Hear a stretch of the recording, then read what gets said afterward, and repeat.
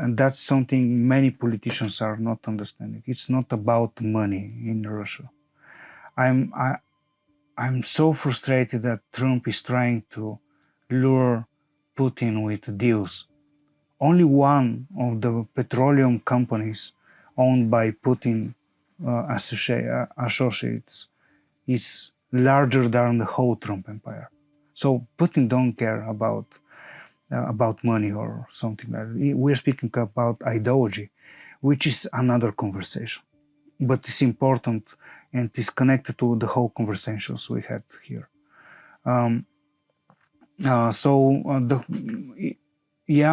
maybe the fighting like we saw in Mariupol or in the first days of the even back to 2014 maybe is past, but the fighting is still raging.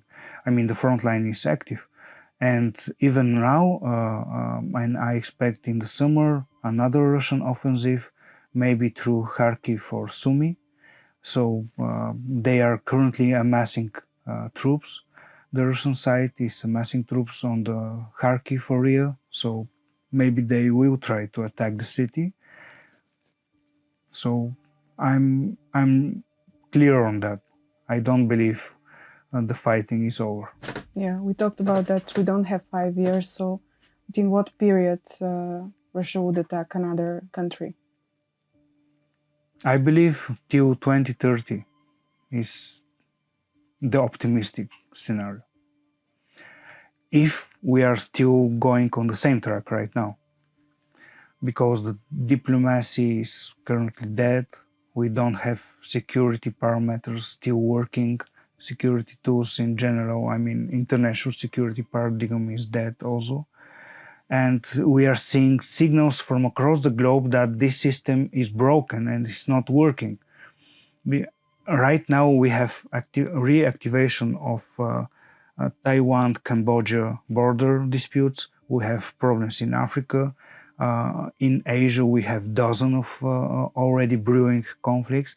So many countries start feeling that this is the right moment to pretend and to invade other countries. And that's a huge problem in general. And Europe will be not spared. This is very naivety kind of mentality. Okay, and to summarize for lastly? We need to be prepared, especially in our region, on the Black Sea region, because we are on the front line. We are the first batch of countries standing right after Ukraine. So our societies and governments should be prepared for any scenario. The good news, we are part of NATO and European Union, so this is something.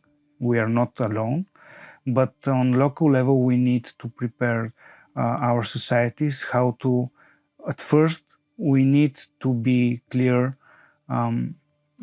what is our main goal as society, which is something we don't have right now if we're speaking about Bulgaria. It's not like in Poland when there is much clear, it doesn't matter which party is ruling, so they have a very specific way of thinking. Estonia or Czech Republic, even Romania, but yeah, the Balkans are very fertile ground for any security problems in the future, near future. Mm-hmm. So we should think unified, act as Absolutely, Europeans, and have local stability. And to prepare, which means also gaining some training or exercises.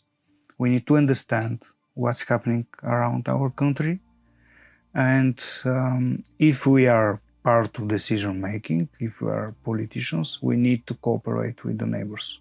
And what kind of exercises and training?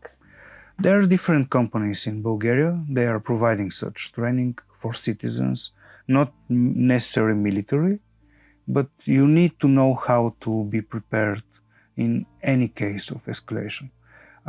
This is good for the society itself, because I don't see any time soon to have reform in our regulations. So I cannot expect our security forces to provide such basic training. So, but they are private companies, and if someone wants to have such experience or to learn something, uh, should go on there. Okay, thank you.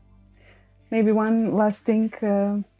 Is there any technology that you're mainly excited about developing now in Europe? Something that we're a bit ahead of all the rest? Oh, I'm very curious on the AI and how to be implemented in different sectors of daily life. Especially, mm, I I I don't remember the name of the startup, but there are different initiatives in Bulgaria also. Uh, for example, how you can use the AI for accounting, which is I'm very bad with admin stuff, so I need something to help me. And I see this initiative from citizens and startups, which is very refreshing, and I really believe it will be important part of